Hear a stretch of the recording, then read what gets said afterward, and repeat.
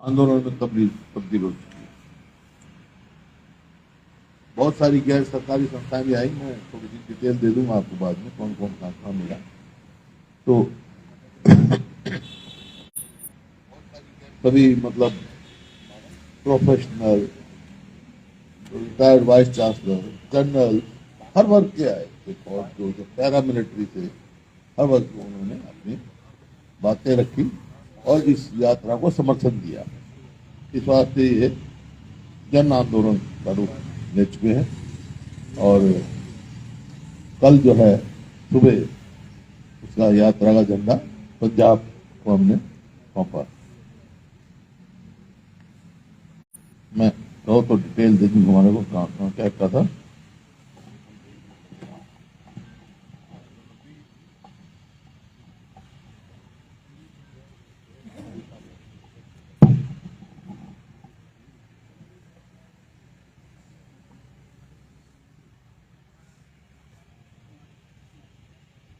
वो सड़क पे बिजली जैसे हर जगह देखा, टूटी हुई सड़कें, बिजली, पानी, शिक्षा, स्वास्थ्य में सभी समस्याएं रखी और खासतौर पे जो सड़क थी और सड़कों की जो कंडीशन थी वो देखकर हमारे को बहुत खुद को शर्म आ रही थी, क्योंकि बाहर तो वहां जो बाहर से यात्री आए थे उन्होंने कहा जी हम तो सुनते थे हरियाणा की सड़कें, वो 8 साल पहले की बात थी भाई, 8 साल पहले की सुनी होगी तुमने। इस 8 साल में तो सड़क में गड्ढे तो हमने देखे, लेकिन गड्ढों में सड़क मिल रही है, ऐसी परिस्थिति थी। और ये इसमें उन्होंने बताया इस दौरान जो है नू से स्टार्ट की थी, नू में आए ना फिरोजपुर जिला से, तो आईएमटी जहां हम छोड़ के गए थे वहीं रही। लोगों ने बताया कि जिस स्थिति में कांग्रेस की रोड, पानी व्यवस्था या कॉलेज, स्कूल, आईटीआई छोड़कर उससे भी बदतर हो गई। वहां मेडिकल कॉलेज के स्टाफ के और स्टूडेंट मिले, वहां कोई ना तो स्टाफ पूरा है ना इक्विपमेंट पूरी है। मेडिकल कॉलेज जो बहुत one of the best medical college था में, उसके हालत बहुत खराब था। और यहीं राहुल जी से भूतपूर्व सैनिकों ने मुलाकात की और जो बॉन्ड पॉलिसी मेडिकल कॉलेज के बच्चे थे उन्होंने कहा कि जबरदस्ती उनसे जो हड़ताल बैठे थे उनको किया गया, लेकिन वो इस बात से सहमत नहीं है जो बॉन्डिंग पॉलिसी है। और मैं भी इस बात को कहता हूं कि ये इट विल लीड कि हरियाणा का कोई मध्यवर्गीय या गरीब परिवार का बच्चा डॉक्टर नहीं बन सकता। और कर्मचारियों ने ओपीएस की मांग की, ओल्ड पेंशन स्कीम की। दूसरे चरण में ये जो मिले इस दौरान किसान, जिसमें राकेश टाकेत, युद्धवीर समेत दर्जनों किसान नेता मिले, उन्होंने एमएसपी की और जो गन्ने के भाव की, ये सारी ऐसी समस्याएं उनको उठाई। और आज आर्मी के retired army chief Deepak Kapoor, lieutenant general RK Hooda, lieutenant general PK Narula, lieutenant general DDS Sandhu और major general SS Chaudhary, major general Dayal और मेजर जनरल दिसंबर, कर्नल पुष्पेंद्र वगैरह, सब ये बहुत सारा हाई लेवल डेलीगेशन था जिनने उनके साथ वॉक किया। और उनके साथ ओबीसी समाज के और घुमंतू समाज के लोगों से भी उनने चर्चा की। और करनाल में जो है हरियाणा के जो भीम अवार्डी हैं, अर्जुन अवार्डी हैं, द्रोणाचार्य अवार्डी हैं, तो इन खिलाड़ियों ने उनसे, कबड्डी के खिलाड़ी हैं, उनसे मुलाकात की और जो हरियाणा की प्रेजेंट स्पोर्ट्स नीति है उसको उन्होंने क्रिटिसाइज किया कि गलत है, ये खिलाड़ियों के हित में नहीं है। और एमएसएमई भी मिले, आड़ती भी मिले, और महंगाई वो मिले, और बेरोजगारों के संगठन भी मिले। और सरकारी स्कूलों में जो है स्कूल बंद करने और स्कूलों के शिक्षकों की कमी को लेकर भी छात्र राहुल से कुछ छात्र राहुल जी से मिले। अग्निवीर के खिलाफ आम जो भी, चाहे फौजी मिले या कोई भी एक्स मिले या आम युवा मिला, इस अग्निवीर जो है उसके खिलाफ उन्होंने अपनी वो बचाई। सफाई कर्मचारी और गांव के चौकीदार ये मिले, मतलब हर वर्ग से आप मिले, स्थानीय समस्याओं को लिया उन्होंने। और ये जो पीपीपी के बारे में बहुत कई लोगों ने चर्चा की और यहां तक कह दिया ये पीपीपी का मतलब जो पहचान पत्र जो है उसका मतलब जो है परमानेंट परेशानी पत्र है। पी से परमानेंट, पी से परेशानी, ये पत्र है, ये उनको दिया गया। क्योंकि 10 लाख लोगों के राशन कार्ड काटे गए इसके उससे, उसकी वजह से, और 5 लाख के करीब जो है पेंशन काटी गई है, विधवाओं तक की पेंशन काटी गई है। इसमें जो इनकम दिखाई गई है 4 से 5 साल की उम्र के बच्चों की इनकम 15 से 20 हजार दिखाकर राशन कार्ड काट दी है। जैसे मैंने कहा 5 लाख बेसहारा बच्चे, विधवाओं और सम्मान पेंशन जो बुजुर्गों को मिलती है वो काटी गई। और जैसे पहले गरीब परिवारों को पहले तेल दाल आदि से वंचित जो मिलता था वो वंचित किया गया।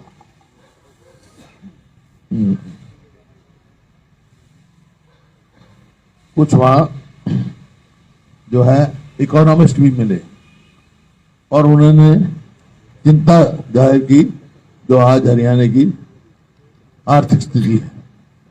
कर्जा 3,25,000 करोड़ कर्जा है और 1,22,000 जो है उस पर देनदारी है, लायबिलिटी है। आज ये स्थिति आज हमारी है। आप जोड़ लगा के देखो को इस पर चर्चा जाहिर की क्योंकि ग्रोथ से ज्यादा परसेंटेज में कर्जा बढ़ रहा है और इसी वास्ते जो प्रदेश को एक आर्थिक संकट की ओर धकेला जा रहा है।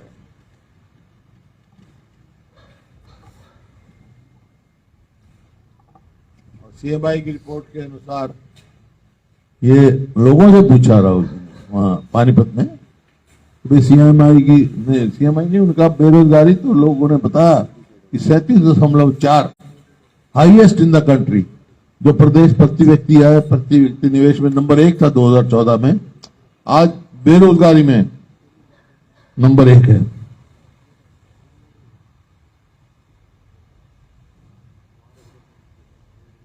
और जो कौशल रोजगार निगम है ये युवाओं के भविष्य के साथ खिलवाड़ की जा रही है।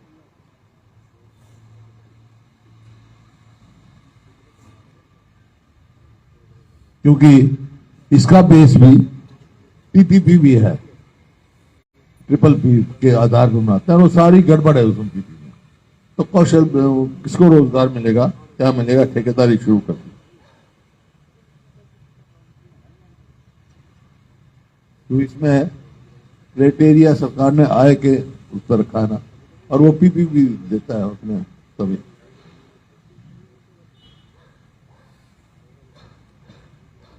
जैसे मैं कह रहा था अभी आपको कि सरकार की देनदारी क्या है, ये कहते हैं डबल इंजन, 2 इंजन की सरकार, या हरियाणा में 2 मुही सरकार चल रही है, बीजेपी जेजेपी 2 मुही सरकार ने क्या अचीवमेंट क्या है, 3 गुना तो महंगाई हो चुकी, 4 गुना जो है कर्जा बढ़ चुका है प्रदेश पर, 5 गुना अपराध बढ़ चुके हैं और 6 गुना भ्रष्टाचार बढ़ चुका है और जीरो रोजगार है।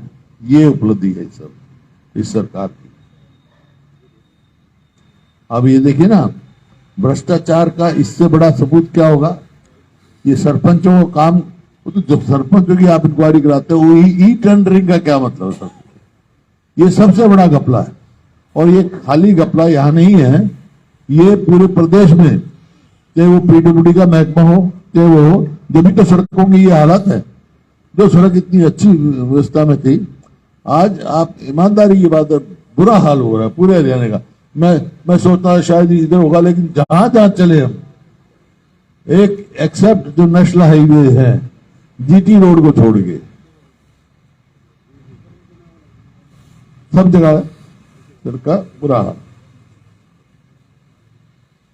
अभी आज, अब खैर आप सवाल पूछोगे, आज अखबार में पढ़ा है वो मित्तल कमीशन, जो ये मेवात में जो इंस्पेक्टर मारा गया था पुलिस का, है डीएसपी सुरेंद्र, जो मारा गया था, वो मित्तल कमीशन ने अब डिजॉल्व कर दिया, खत्म कर दिया, नोटिफिकेशन कर दिया।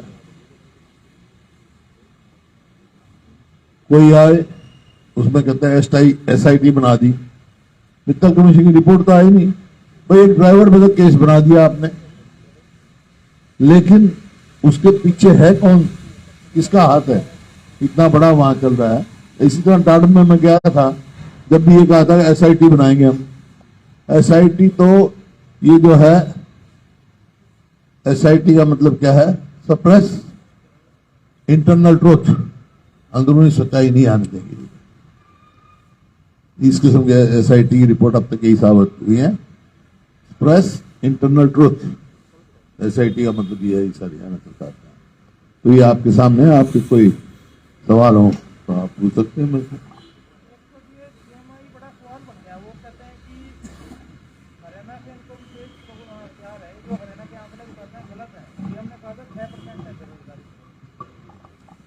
प्लानिंग कमीशन में क्या है?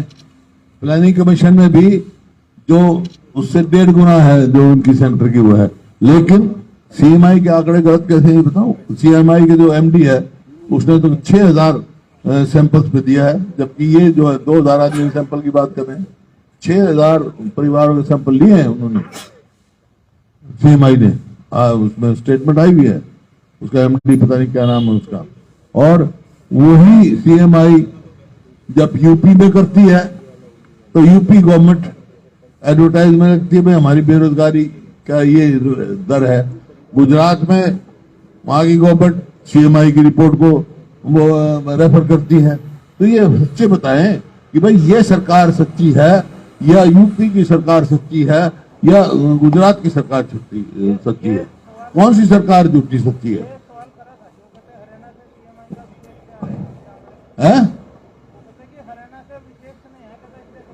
क्या बात हुई है? राष्ट्रीय स्तर की ऑर्गेनाइजेशन है ये, मतलब गुजरात में तो वो रिपोर्ट ठीक मानी जाएगी, हरियाणा ही गलत मानी जाएगी, ऐसा कभी हुआ है? हुड्डा साहब, पंचायतों का आपने विषय बताया कि पंचायतों के अंदर, इधर सर, इधर कहां से बोल रहा है? पंचायतों के अंदर सर आपने बताया कि ई टेंडरिंग बड़ा घपला है, लेकिन सरकार कह रही है कि इससे पारदर्शिता होगी और सारे अधिकार जो है वो जिलों के अंदर ही हमने दे दिए हैं। तो किस तरीके से? इससे ज्यादा करप्शन कहीं नहीं हो सकती। मनरेगा का सारा पैसा अब तो रिपोर्ट आई है, आदमी पकड़े हैं वहां पर। ई टेंडरिंग जो है, देखिए इन्होंने इसको कायम रखने के लिए भ्रष्टाचार यूं का यूं कायम रहे। पहले तो पंचायत के इलेक्शन कराए नहीं, अब कोर्ट के निर्देश से पंचायत के इलेक्शन करा दिए, तो पंचायत पावरलेस बना दी। वो तो उनका काम है पंचायतों का। अगर पंचायत को यूं ही पावरलेस बनाना था तो इलेक्शन कराने की क्या जरूरत थी? इलेक्टेड बॉडी है वो, उनका अधिकार है, वो फैसला करेंगे कैसे उन्हें करना है पैसा खर्च। साहब यही कहा सीएम साहब ने कि 2 लाख रुपए से 2 लाख रुपए कर दिया, 20 लाख से घटा करके। वो कह रहे हैं हमने सारी पावर नीचे दे दी, अब ऊपर कोई फाइल किसको दे दी?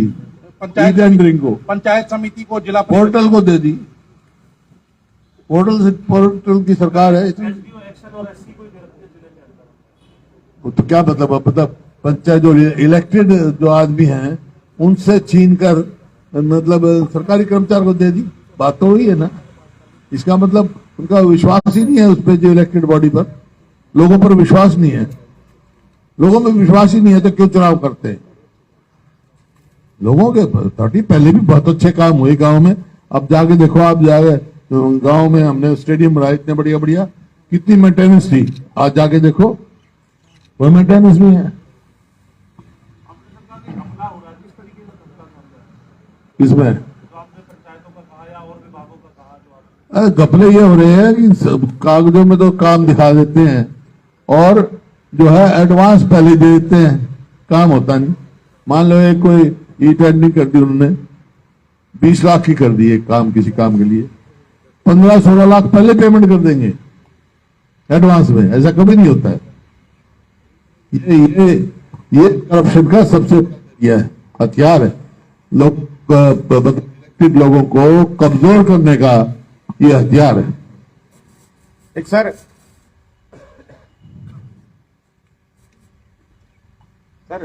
जो भारत जोड़ो यात्रा थी उसमें राहुल गांधी जी ने कई मुद्दे उठाए, सड़कों का उठा या फिर बॉन्ड पॉलिसी का। तो लेकिन जो खेल मंत्री का मामला है उसके ऊपर जैसे कि उम्मीद की जा रही थी, आपने उठाया या फिर दूसरी पार्टियों ने, इनेलो ने उठाया, तो इस बारे में कोई एक शब्द तक नहीं बोला गया। नहीं, हम बोला वहां मेरी प्रेस कॉन्फ्रेंस में हमने हुए, वहां पे जब राहुल जी से बात सामने आए तो हमने प्रेस कॉन्फ्रेंस की, मैंने कहा कि भाई नैतिकता तो इस सरकार में रही नहीं। देखिए, एक इतना गंभीर आरोप लगा है, मैं उसको दोषी या निर्दोष साबित करने की बात नहीं करता। सरकार मतलब अब वो महकमा मुख्यमंत्री जी के पास चला गया, वो कह रहे हैं वो निर्दोष हैं। मतलब फिर इंक्वायरी किस चीज की है? SIT for what? और ये एडवोकेट जनरल जाके डिफेंड करा उनके साथ। इसका क्या दर्शाता है कि सरकार उसके काम में फेयर इंक्वायरी नहीं होगी। मेरा सिर्फ ये है कि निष्पक्ष इंक्वायरी होनी चाहिए, दोषी निर्दोष जो भी हो, दूध का दूध पानी का पानी होना चाहिए, और नैतिकता के आधार पर मंत्री जी को इस्तीफा दे देना चाहिए। आपको तो याद है गोपाल कांडा भी सिर्फ यही वो लगे थे, वो तो बरी हो गया, लेकिन उसने इस्तीफा दिया ना नैतिकता आधार पे। तो इसको क्या है? क्योंकि मैं समझता हूं सरकार की कोई मॉरलिटी बची नहीं है। ओम प्रकाश जैन पे भी तो लगा था आरोप, ओम प्रकाश जैन ने इस्तीफा दिया था। ओम प्रकाश जैन ने इस्तीफा दिया, जिलेराम शर्मा ने दिया था। जिलेराम शर्मा ने दिया। कुछ तो नैतिकता पे काम करो। इतना गंभीर आरोप है, बेटी बचाओ बेटी पढ़ाओ का नारा लेके चले, आज ये क्या हो रहा है? नैतिकता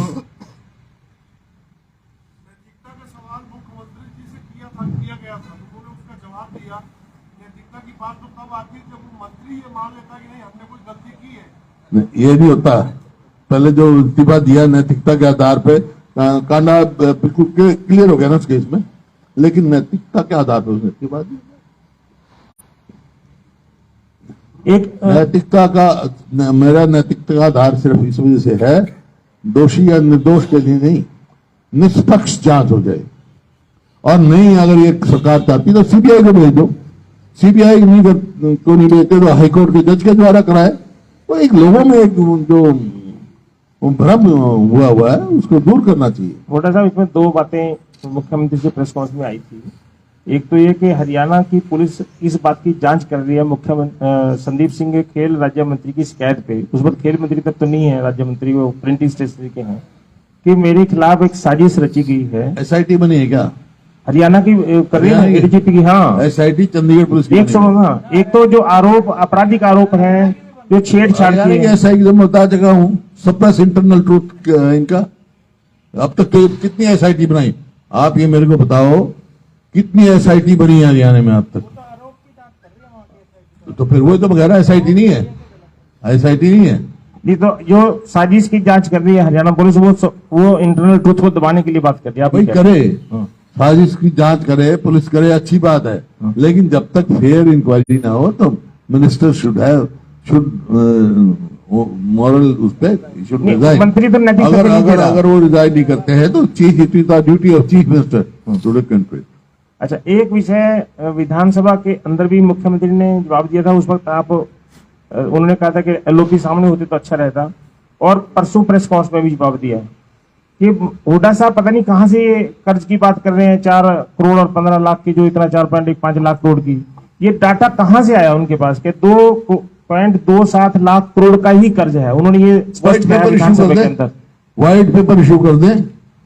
वो तो आपने मांगी थी व्हाइट पेपर क्यों नहीं इशू कर रहे? तो आप अपना आंकड़ा ये क्लैरिफाई करो कहां से आया ये आंकड़ा। वो कैग की रिपोर्ट कह रहे हैं कि 2.27 लाख करोड़ है। आपको 2 बार 3 बार चैलेंज कर दिया, ये पहली दफा ऐसा है कि आपके इस आंकड़े को मुख्यमंत्री ने चैलेंज कर दिया। आंकड़ा सुनो मेरी, जो कर्जा है, जो सीएजी की रिपोर्ट है 31 मार्च 2022 की, उस पर 2,89,967.09 कर्जा है, सीएजी की रिपोर्ट, ठीक है। और सितंबर 22 तक उसके बाद उन्होंने ले लिया 19,139 करोड़ कर्जा ले लिया स्टेट बैंक ऑफ इंडिया से, समझे। और आरबीआई से ले लिया 14,995, ठीक है। नाबार्ड से ले लिया 13,012।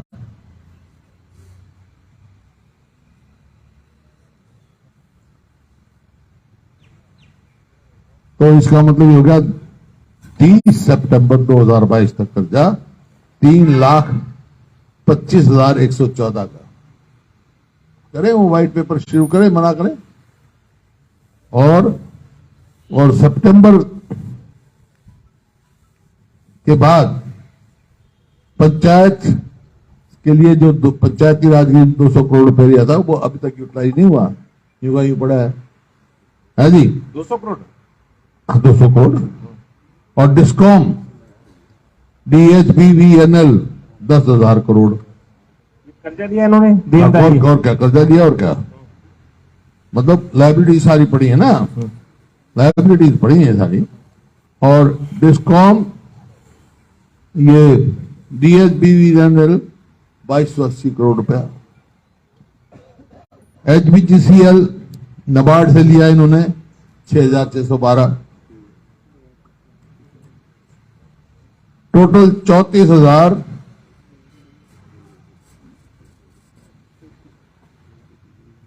नहीं, टोटल हो गया ये 3 लाख हो गया ना, 3,44,247 हो गया। और लायबिलिटी रहेगी अलग 63,000 की तो है। देखिए यार, बाकी लायबिलिटी वैसे तो 1,26,000 की है, बाकी लायबिलिटी वो सीएजी की रिपोर्ट में नहीं है, वो क्योंकि रिपोर्ट तैयार हो चुकी थी जब वो आया। तो ये जो लायबिलिटी है बता रहे हैं, ये स्टेट गवर्नमेंट के पब्लिक सेक्टर यूटिलिटीज की बता रहे हैं। गवर्नमेंट की है, स्टेट गवर्नमेंट ने गारंटी होती है, गारंटी दी जाती है उसमें होता है। इसलिए 4.15 मैंने तो दे दिए आंकड़े, अब व्हाइट पेपर इशू कर दे वो, जिन बाद में खत्म ही कार्य, कर्जे में डुबा दिया, 4 गुना कर्जा कर दिया। ये जो आपने कहा कि जब कांग्रेस की सरकार आएगी पीपीपी को खत्म कर देंगे, कौशल रोजगार नीति को खत्म कर देंगे, बिल्कुल सबसे ये वाहियात चीज है ये। इसकी वजह से 10 लाख राशन कार्ड कट गए, 5 लाख पेंशन कट गई। ये लोगों की सुविधा के लिए थोड़ा है। अब मैंने बताया आपको 4-5 साल के बच्चे की आमदनी 15-20 हजार दिखा रखी है। और उसमें खुद उन्होंने माना जो प्रॉपर्टी आईडी है, हाँ, उसमें कितने घपले हैं। कल तो सीएम ने ये कह दिया परसों की यासी कंपनी को दंड लगाएंगे, गलतियां हुई हैं प्रॉपर्टी आईडी में सर्वे। तो गलतियां हुई तो उनकी जरूरत क्या थी भाई? पीपीपी की जरूरत क्या थी?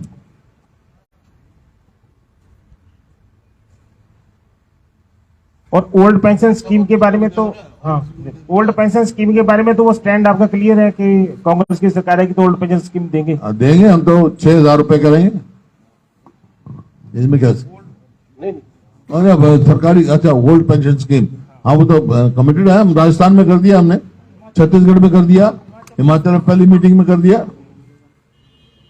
सर अभी भी खबर आई है कि पूर्व मंत्री मांगेराम के बेटे ने जगदीश जम्बादार ने आत्महत्या कर ली है। कौन बोला?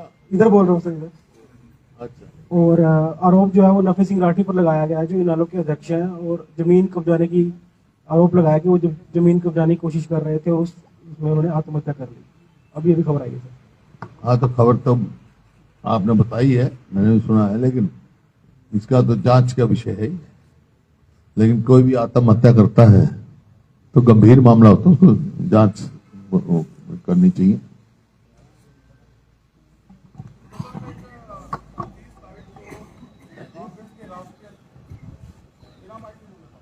कांग्रेस के राष्ट्रीय अध्यक्ष मल्लिकार्जुन खड़गे ने एक लेटर लिखा तमाम विपक्षी दलों को और वहाँ भारत जोड़ो यात्रा में शामिल होने के लिए बुलाया।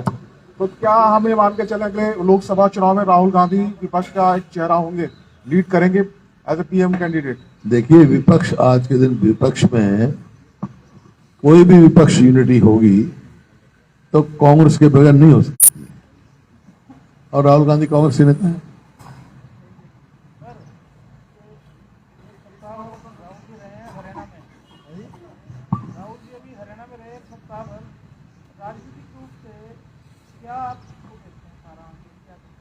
भाई, मैं जैसे मैंने कहा, ये जन आंदोलन बन चुका है और इसका असर आपको 2024 में दिखाई दे जाएगा।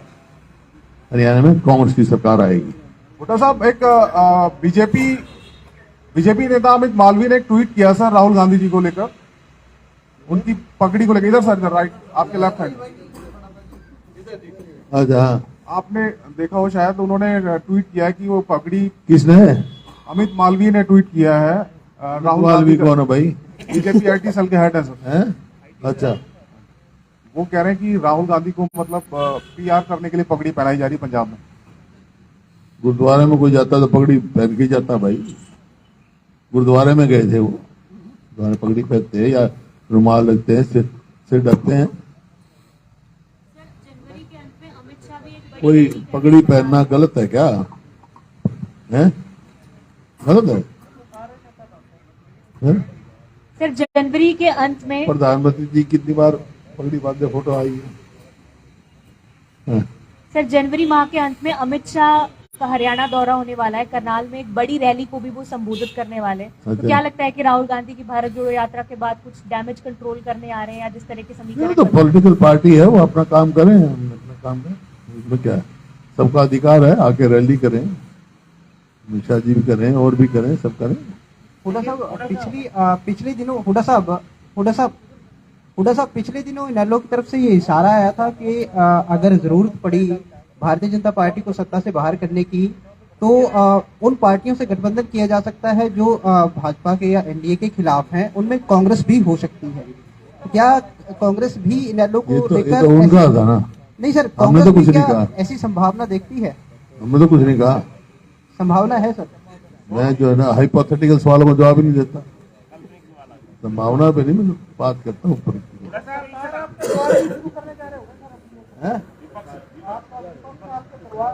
हाँ, करेंगे, बस जल्दी आपको बता दूं। मैं भी थोड़ी सी ठंड कम हो जाए। अभी सर्दी, आप इतने बड़े बड़े कोट पहन के आ रहे हैं, थोड़ा सा हल्का आ जाए, स्वेटर पहन के आ जाइए तो करेंगे।